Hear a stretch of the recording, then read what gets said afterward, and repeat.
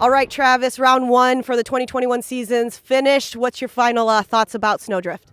No, just super pumped to be back here at Sno Drift. I mean, this is where I started my rally career. We've always had really great races here. I've always had a lot of fun up here.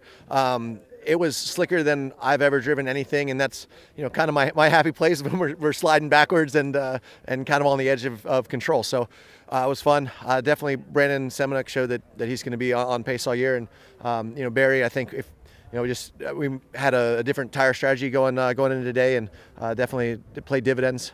So all the guys in Subaru, and the engineers, we have a lot behind Brandon and I to really help us make the best decisions we can, making the notes and doing the changes. A lot of people going off today, a lot of crazy roads, and we just kept making changes. Every time we were going through, even on pace, like barely, every time we almost went off, we're like, all right, mark a caution or a slow or a tightens or an icy, which is very difficult for a co-driver while we're on the brink of disaster to be making notes to change and staying on pace. So definitely huge props to Rhiannon for doing an amazing job, and this car is absolutely amazing. I would like to say we didn't put it off at all, but I think everyone today put it off a few times, and we made the best of the worst conditions possible. You're one of the very few that said a few of the stages actually made you happy. You're like, jump, jump, jump. This actually makes me happy. Did you see any challenges out there throughout the evening? Obviously, when it got a little bit darker, things started to probably pop out that you didn't notice before. Yeah, so we switched tires, and the tractionized tires, and it started snowing too. I was like, oh man, worst case scenario for the tire choice we made, and not blaming that. I was just got scared that I'm like, oh man, Brandon's going to make up this time. I was driving too hard, and we put it off on the first stage of the night stages, and we knocked all the lights out of whack. So all the adjustments that we made last night, so we turned the lights on, and I'm looking at you, I'm like, oh man, it's still dark in front of us. Hey, chicken. Literally. Well, Travis, I know you got about a month before 100 Acre Wood. Obviously, earlier today you said your mission was to go to all of the rallies this year, no matter what. There wasn't any points that you wanted to let go of. What's the game plan for in a month? No, game plan's the same. I mean, what's really great, all the guys at Subaru said, look, go out. We're going for race wins. We're doing the best we can. We're not thinking championship. Brandon is learning at such a fast rate. It's really scary. He's, I think, going to be very, very tough for me to beat, and I know McKenna's planning on winning this thing again. He likes that #1 plate on the side of his car, and it's going to be one heck of a championship. Awesome. Well, I will let you get to your chicken and eating some dinner. Nice job. Best of luck in a month. Brandon, first day of the 2021 season is finished here at Sno Drift. Give us a little recap on how you felt about the overall day. I mean, I'd say it's a great way to start the year for at least me and Travis. We had a tough season last year. This is how we were hoping to start it. So our first 1-2 Subaru on ARA podium together. First time for me at Sno Drift. Obviously, knowing Travis has had immense experience and success here, it was going to be hard to chase him down. But it was fun to put myself against him. Same cars, same setups. And just see where I stand, and obviously there's some experience here to take from and try and take that forward. And the next time we're on a winter event together, but a couple good stage times I was proud of. Won $1 on the very last stage to him, so I got my $1 back from Olympus, which I'm pretty excited about. And this is just confidence builder heading into the rest of the season. Well, Travis has said nothing but great things about you throughout the entire day, just said you're one to watch and everything like that. What have you learned throughout the last year, and what are you trying to implement for the rest of the season?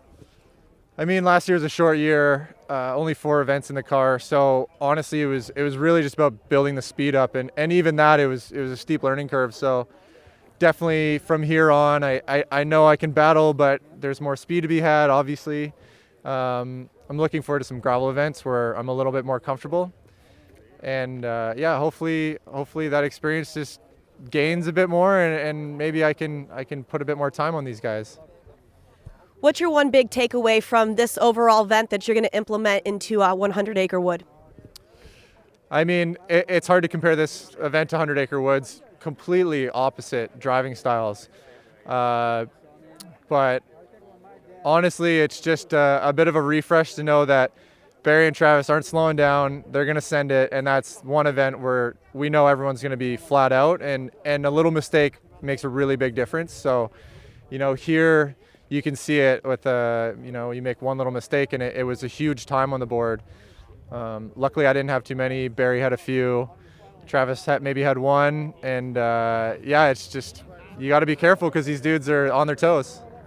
Awesome. Well, thank you so much for your time. Best of luck in a month. Well, Barry, round one of the 2021 season's done. How do you feel about the day overall?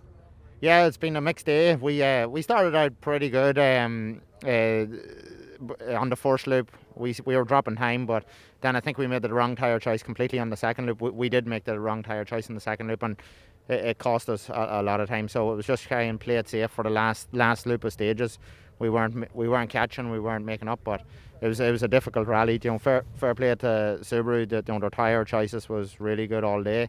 Unfortunately, we run the older Yokohama tyres, and they did not work for us. Going off of that, I know besides the challenge of the tires choice and whatnot, did you have any other challenges on any of the stages?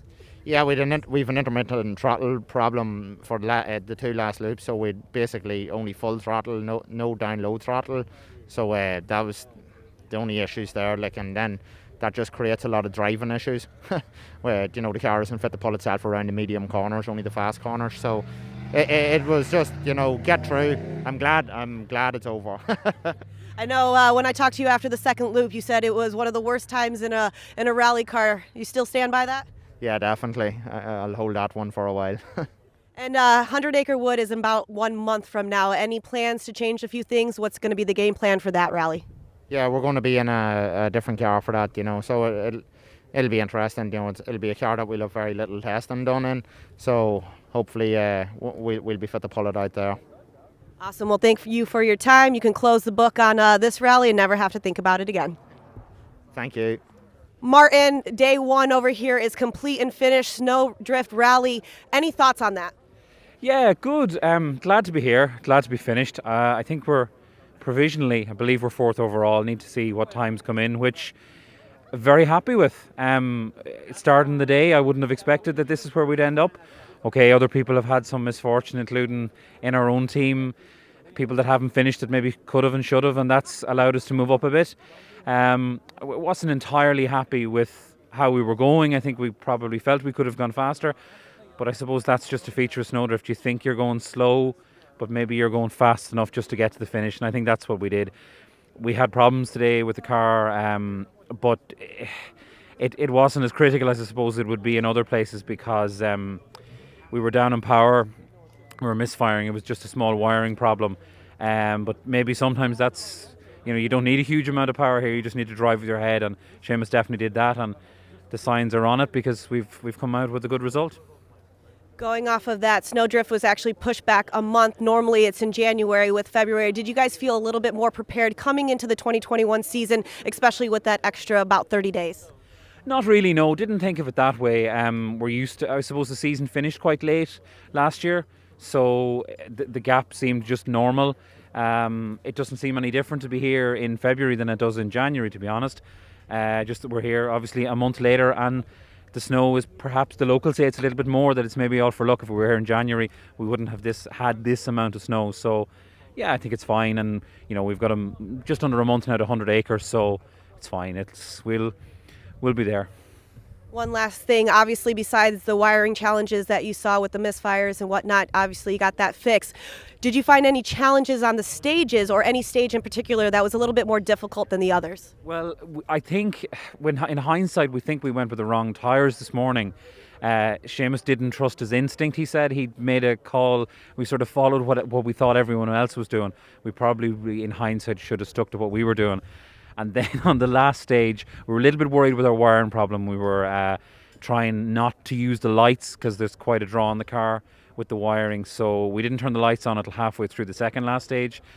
And we probably should have practiced that a little bit, because he was pressing a button and I was pressing a button, and I think we were turning them on and turning them off. We probably lost more time than if we just left it.